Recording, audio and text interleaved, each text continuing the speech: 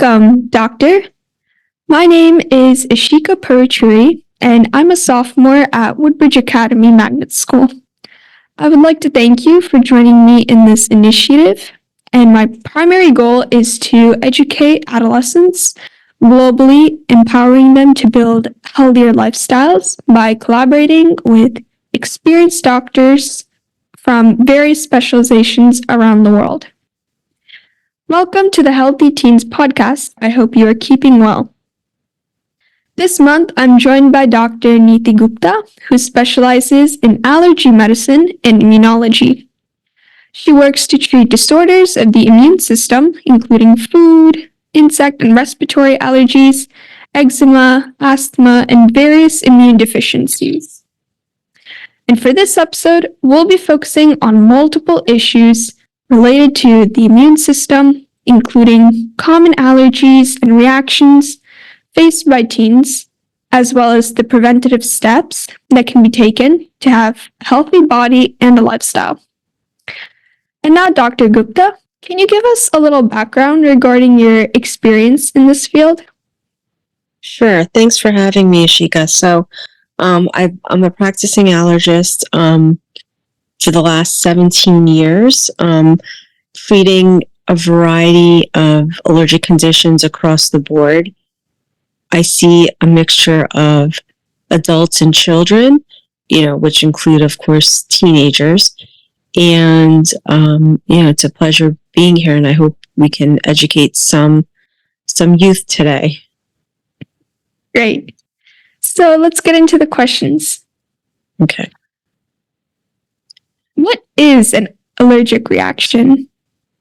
So the easiest way to define an allergy is your body's immune system has an exaggerated response to the normal environment around you. So things in your environment that you should not be allergic to, such as foods, other environmental allergens, your immune system has developed an allergic response or an exaggerated response to these various things. And this is usually defined very scientifically. We look for an antibody against certain proteins, food proteins, again, different allergens. And that's the reaction. The reaction you see is the manifestation of the allergic reaction. Very interesting. And why is it the case that everybody is allergic to very specific things, like only a certain type of fruit, seasonal allergies, and airborne allergies?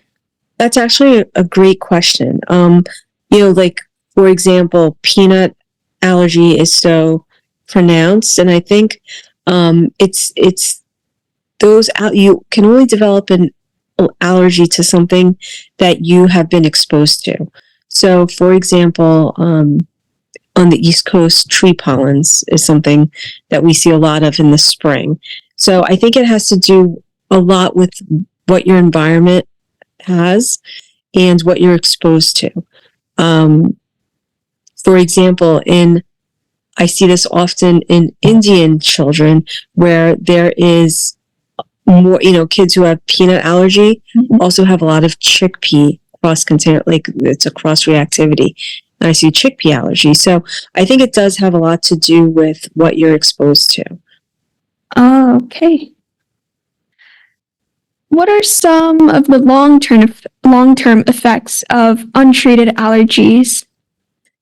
So there could be, it depending on what your you're allergic to, there could be various, outcomes of that.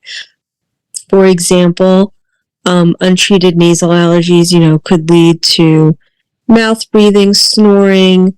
That could affect your dental hygiene.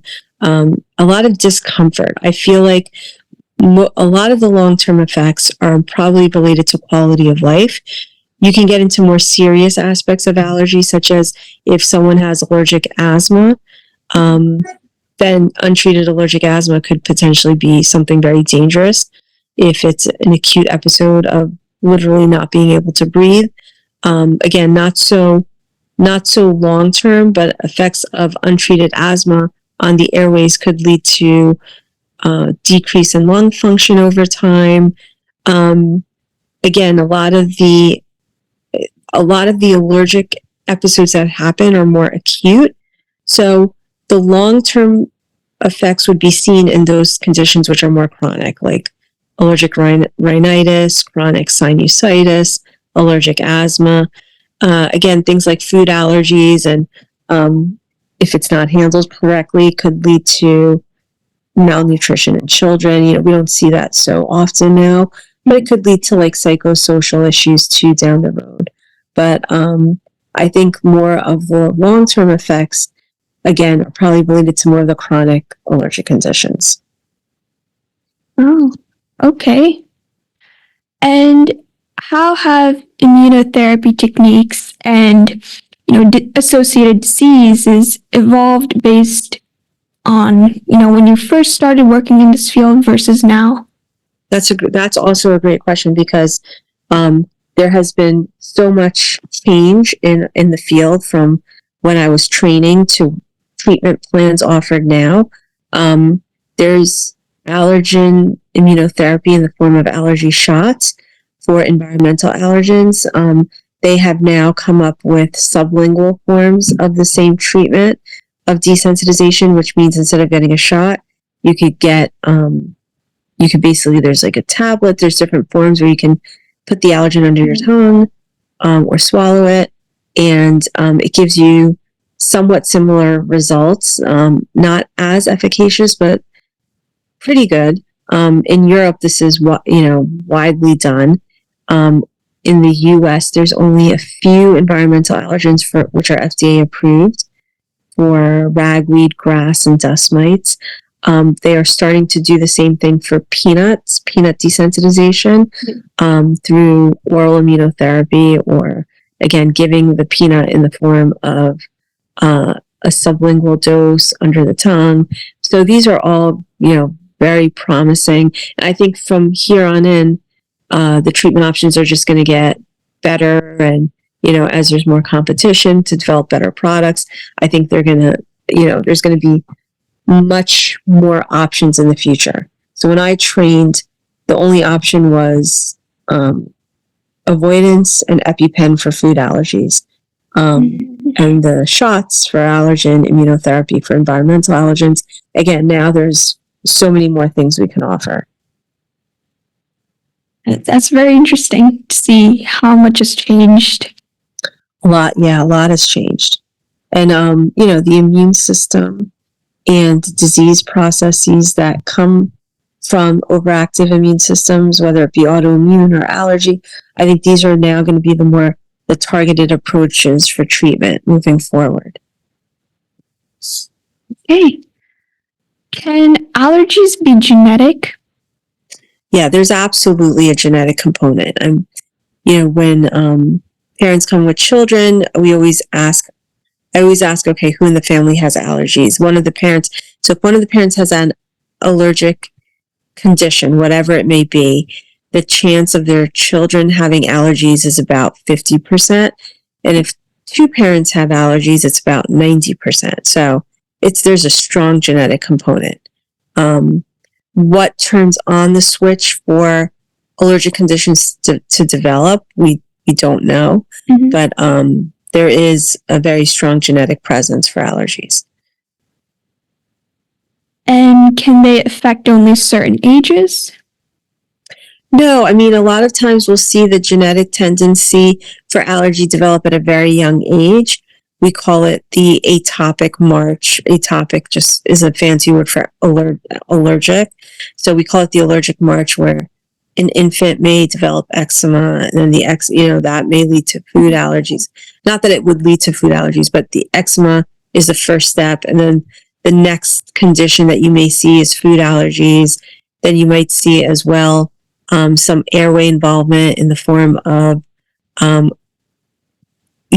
almost a form of asthma, where kids may need nebulizer treatments. And then it progresses to nasal allergies, and those are more conditions, nasal ocular allergies, allergic rhinoconjunctivitis, allergic asthma, which you see develop in like elementary school age kids, and it can progress, but sometimes I see it in, the start of allergies. Again, it's a little bit rare for allergies to kind of start out of the blue in an adult or even a teenager without a prior history.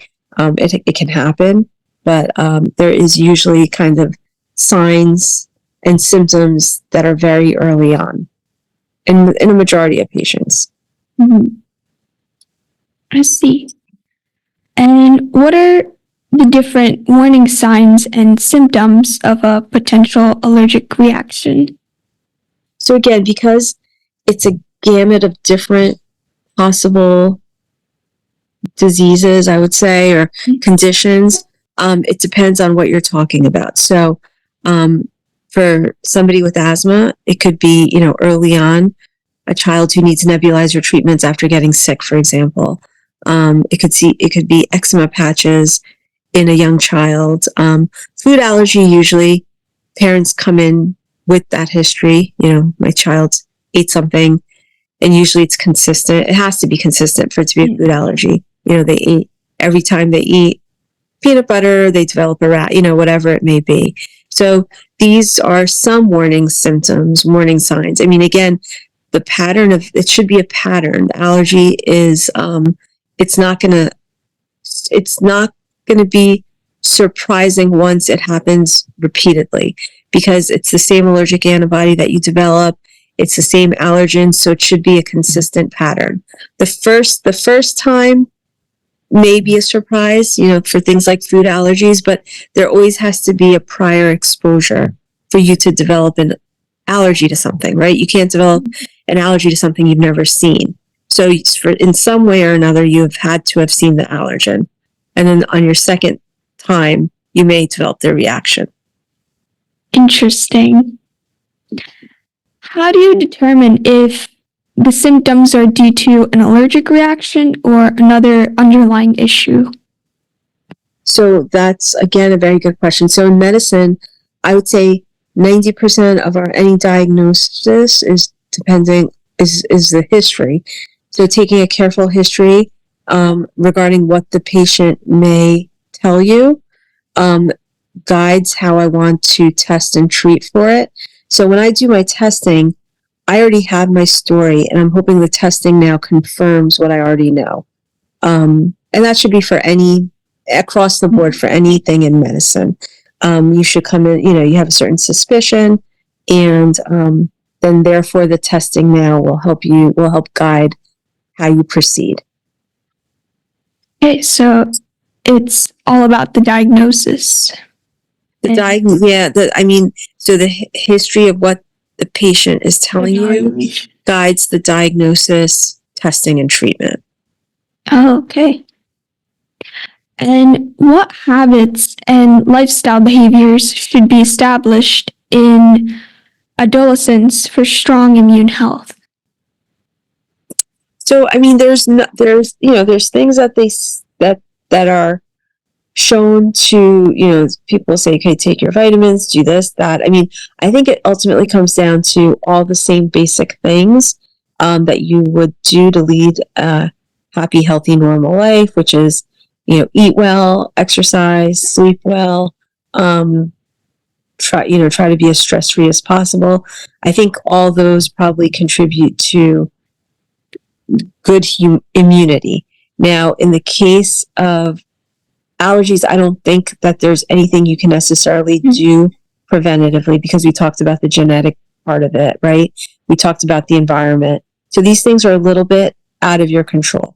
They say that, third world countries, because we live in such a sanitized environment, that our immune system now is skewed to now developing this exaggerated response. However, when I see a lot of immigrants come to the United States, I feel like, again, that switch, whatever it is, they were fine, and then they come to America, and now that switch is on. So they can all of a sudden, develop allergies in a new environment. So I think the allergic part of that is a little bit out of our hands. Like, you can't really do too much to prevent any allergic issue because it's already part of your, how your immune system has developed. Oh, that's really interesting. I noticed you mentioned how immigrants move to a new environment, they might develop new allergies. So do you think it could be because they were, in this one environment all their life, and maybe because they moved to a new environment, they don't have tolerance to something? That's a little bit different. I feel like, so remember, when you have an allergy, it's an exaggerated response to your environment, right? So when you come here, and it could be you've never really been exposed to pollens, for example. You come to New Jersey and you're hit with pollens in the spring. After a few seasons, all of a sudden you start developing pollen allergies. But it's not enough. It's not just the environment, right? It's your immune system has to be in a state where it is prone to allergies. So something, again, in that patient must turn on for them to now have the environment plus the allergic response. So again, we don't know what exactly that is. If we could define that and turn it on and off, that would be awesome, but we don't know that yet. So it's just kind of an observation I've made. So it's we have seen it. We even see it sometimes as doesn't have to be people from different countries. I see it sometimes in children who go away to college. They have been around their family pet for 10, 20 years. They go away to college. It gives them enough chance to become resensitized to their pet. They go home, and now all of a sudden they're allergic to their family pet. So, something in that time period must turn on where their allergic antibodies now being made against that, particular allergen. Okay. Could you please explain the importance of proper hydration for immune function? Yeah, hydration, as you know, so much of our body, our cells are, composed of water. So there's nothing that I can tell you that I know of where if you're dehydrated, you are more susceptible to allergies. I don't know anything related to that. But as we were talking about before, just in terms of general well-being, general health practices, hydration is overall going to just help with your overall sense of well-being and therefore your immunity. Specifically, I can't, and I'm sure there have been studies on this. I just don't know. Okay. Can energy drinks aggravate allergy reactions?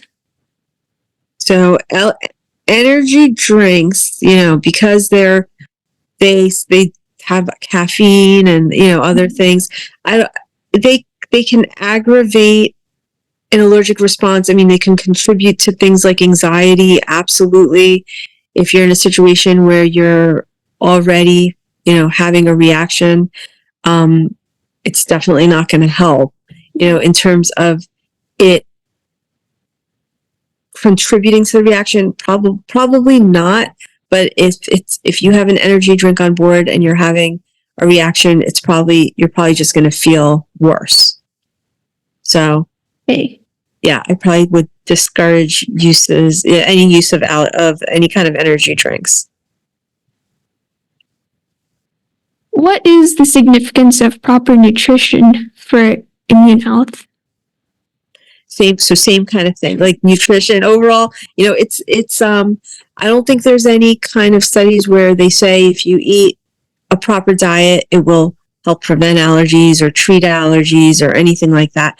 Though, there are certain alternative medicine practices where they say if you eat, turmeric, for example, it helps with your overall immunity, things like that. I would say a proper diet, again, leading to overall just well-being, same kind of answer. Well-being would promote just general well-being and immunologic well-being. If you are already starting off from a point where you're dehydrated, not eating right, not sleeping right, and now you are waking up on a spring pollen day, you're just going to contribute to you feeling worse. Whether or not that has anything to do with exaggerating the pollen response, probably not. But you wake up feeling lousy. The medications, a lot of the allergy medicines sometimes can make you tired. So all that together will probably make you end up feeling sicker than you should be.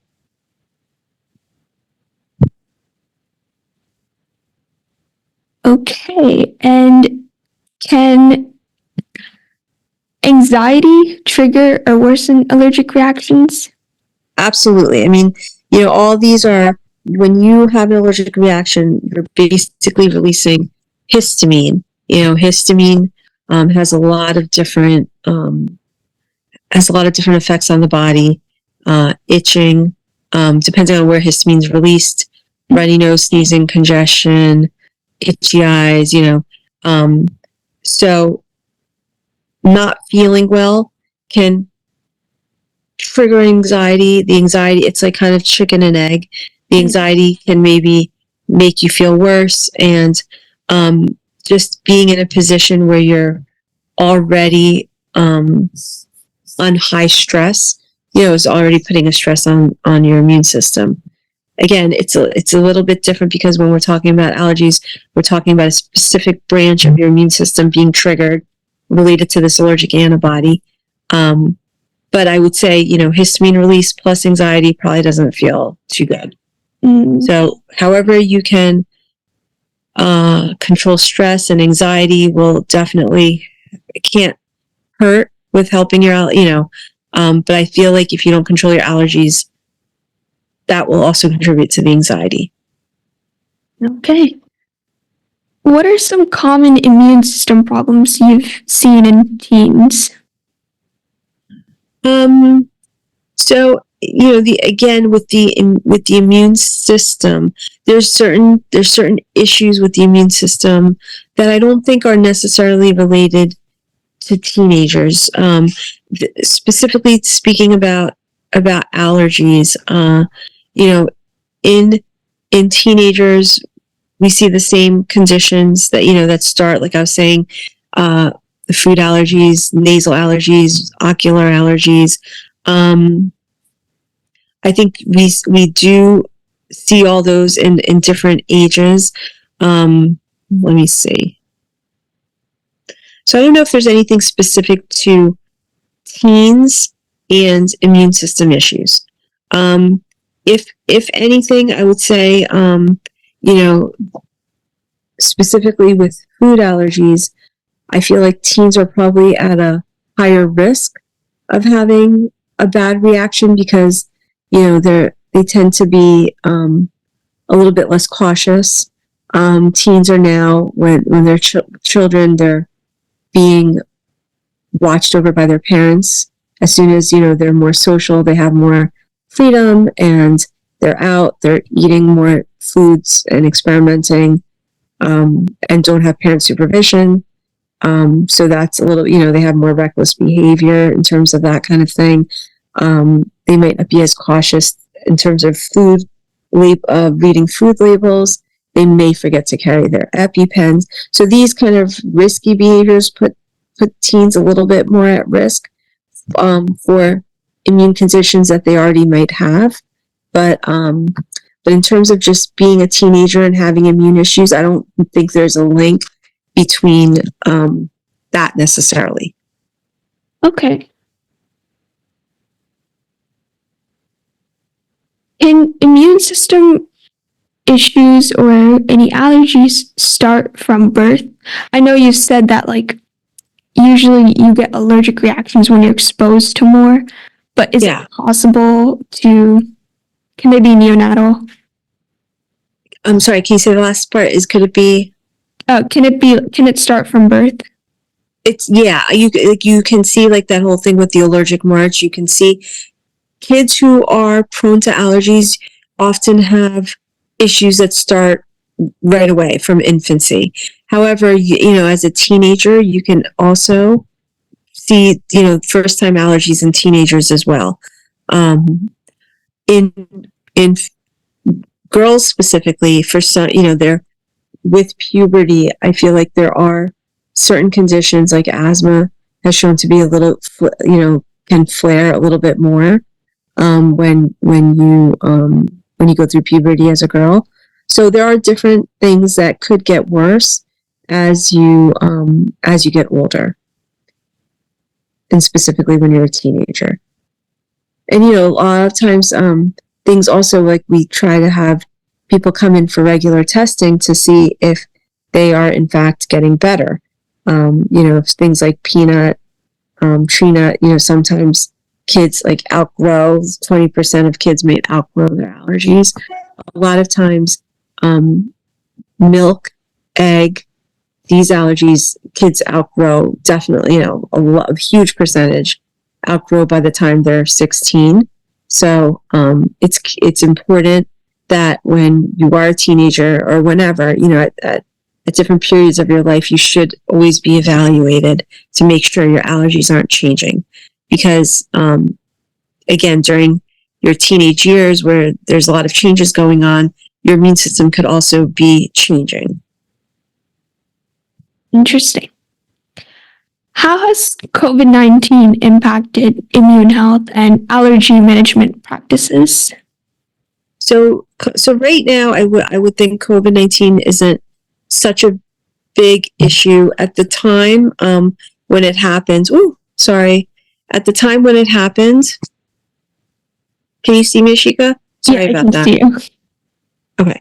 At the time when it happened, I mean, it was when we do allergy shots in the office, it requires patients to come into the office to get their weekly or biweekly allergy shot. So that was an issue in the first few months when we were trying to navigate how are these people going to continue, how are these patients going to continue their treatment. A lot of times, conditions like allergic rhinitis with, sinus issues or asthma symptoms could mimic COVID. So there was a lot of, overlap between, all right, get tested. There are a lot of issues with people being nervous about the vaccine and potential reactions to the vaccine. So, there's a lot of, some people were coming in for testing for that, and they needed reassurance with that. So at the time, it was kind of a big deal because I think everything was new and no one really knew how to handle things because there's no data, research, studies out. Again, now I feel like we're kind of back to where we were, encouraging all the same things that we were doing with washing hands and, being mindful of when you're sick and getting tested and vaccinated when appropriate. All those things come into play.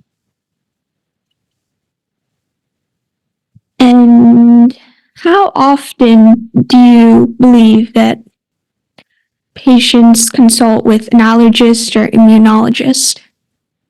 So if you have an ongoing allergic issue, depending on what it is, depending on how well you're controlled, it depends again on the condition. A lot of times, like for kids with food allergies, I'll see them around this time of the year because they need school forms filled, they need their EpiPens filled, and so this is the time of the year before school starts that we have our visits and we go over stuff. Sometimes if people have more seasonal symptoms, I'll try to see them in the spring and then maybe in the fall. A lot of times asthma is the fall when going back to school, being exposed to other kids and viral illnesses. So fall is a big time for asthma. So September, October, November, I tend to see patients for asthma. So again, it depends a lot on what the condition is that's being treated. But like again, for allergies do change. So especially in the teenage population, I do encourage patients to, come regularly to make sure that things aren't changing and we can redefine or reevaluate what's been going on. Okay. And could you give us, a brief case about maybe this really complicated, not patient, well, I guess like a really complicated allergic reaction that a patient may have dealt with? I mean, sometimes you see so many various kinds of reactions. I mean, I have this one patient who's very affected by the heat. Like every time she's in the heat, she might start breaking out. There's a condition called urticaria, which is the medical word for hives. And sometimes you can get hives from physical things. Like I was saying, too much heat, being too cold, things like that. So I have seen interesting cases like that, which is challenging. This patient right now, anytime, this other patient with the cold related hives, anytime she goes into a pool, goes into a cold ocean, she can have pretty severe case of breakout of hives since the whole body's submerged. So those kind of cases are definitely challenging. This particular patient, even when she ate ice cream, she would start having hives. So you do see some interesting cases like that. Those are all really interesting. Yeah. And they're challenging because, again, you're trying to help these patients lead a normal life and not be too affected by their issues.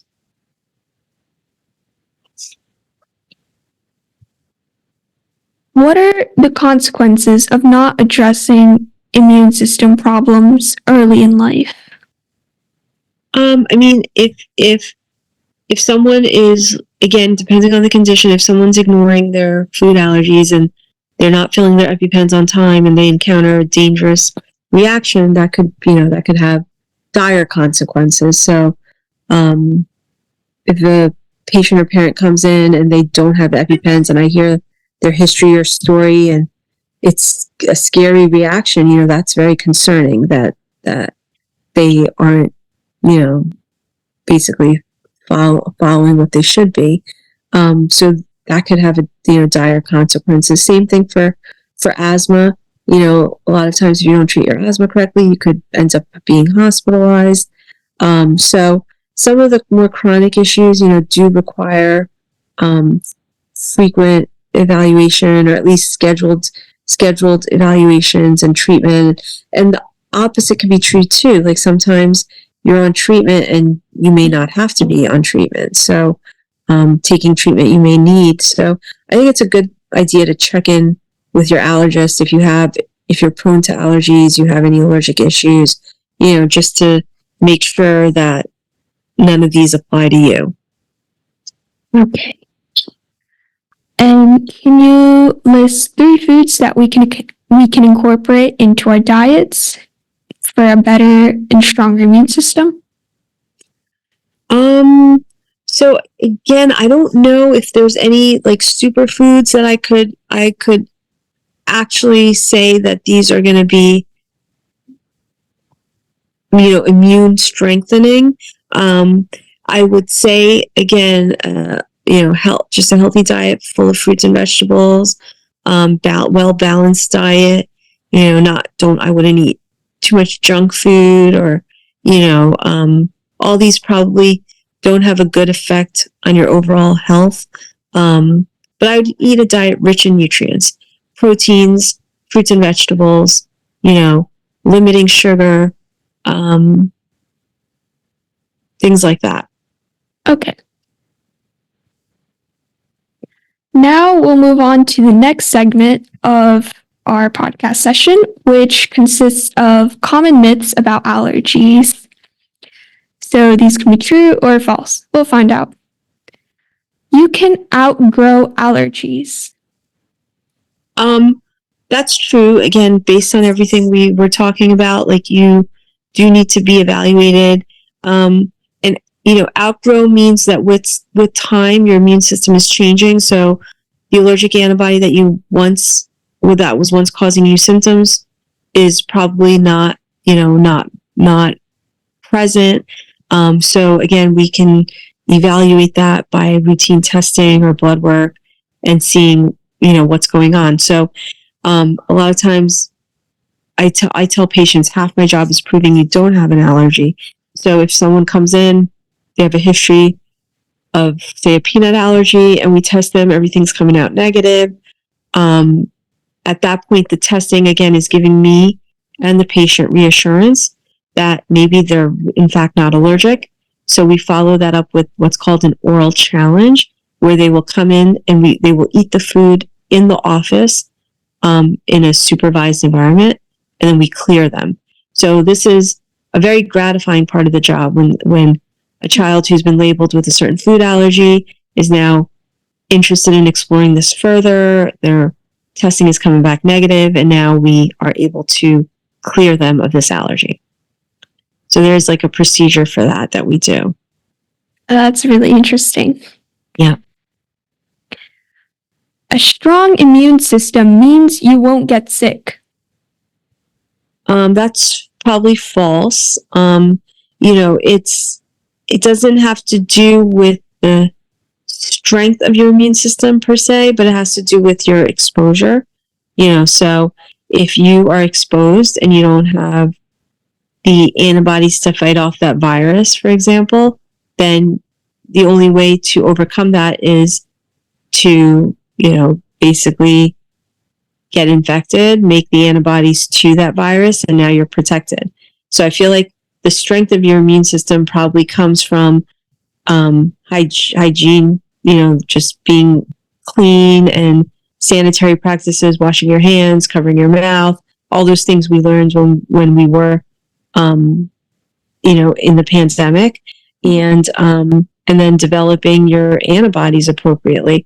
So again, getting back to all the stuff we had talked about, eating well, sleeping well, being well, all that contributes to overall, health and immune system health. Okay. Allergies are the same as intolerances. No, probably the opposite. So an intolerance, actually, let me take that back. I was reading it as allergies are the same as tolerances. Allergies are the same as intolerances. No. So an intolerance, so I'm going to talk about food, for example. A lot of times people come in and they will have a food intolerance, not an allergy. They want to be tested. When we are talking about an allergy, we're talking about a very specific immune mechanism where you make an allergic antibody against the food protein, which is most of the times you're able to detect by testing or blood work. A food intolerance is not testable.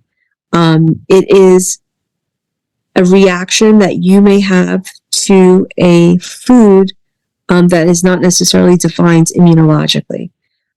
So an intolerance could be something like, if I drink a cup of coffee, it makes me jittery.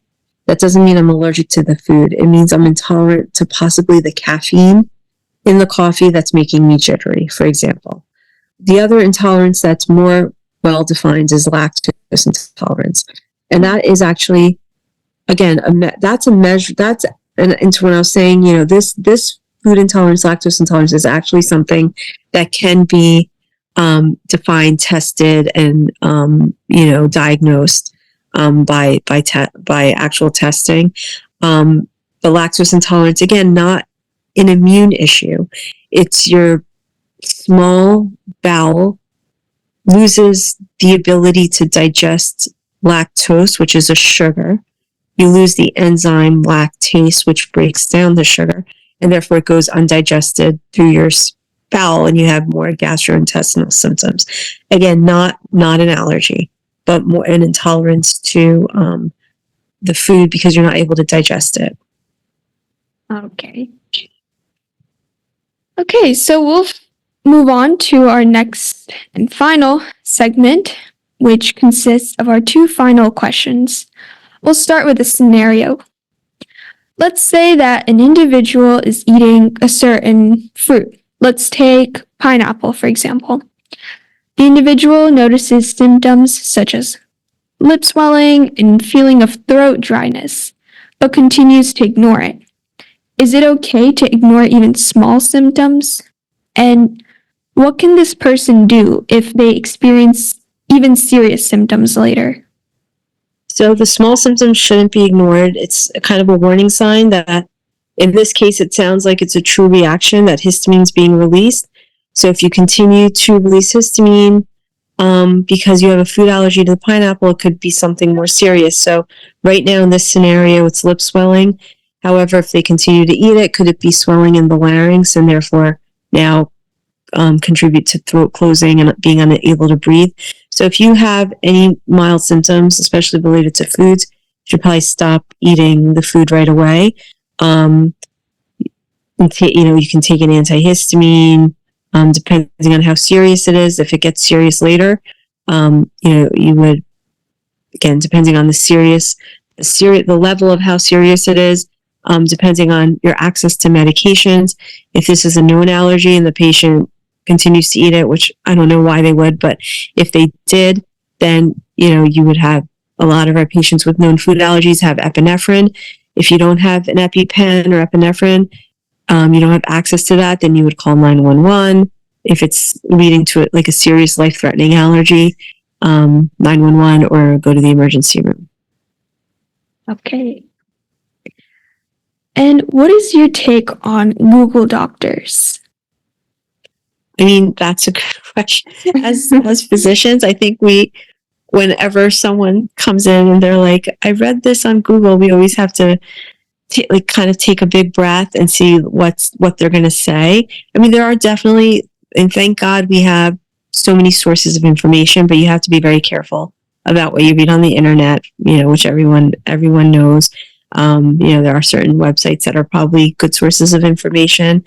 I would say if you read something that concerns you and you're concerned, you absolutely talk to your doctor about it, because that's why we're here, to kind of sort out misinformation from what's true information. And there's so many sources of there's so many, social media, there's so many ways you can get good information and misinformation. So I think researching it to a certain point, but then kind of having an expert guide you would probably be the best way to handle it and go about it. Agreed. Okay, so our podcast session has now concluded. I want to express my gratitude for your time, insights, and contribution. For our listeners, now, nourish your habits to flourish. Your lifestyle. Your lifestyle, sorry. All right, nourish your habits. Wait, I'm sorry, I have to bring it up again. Sorry, guys. Nourish your habits to flourish your lifestyle. Thank you. All right. Thank you, Eshika. I hope this was helpful.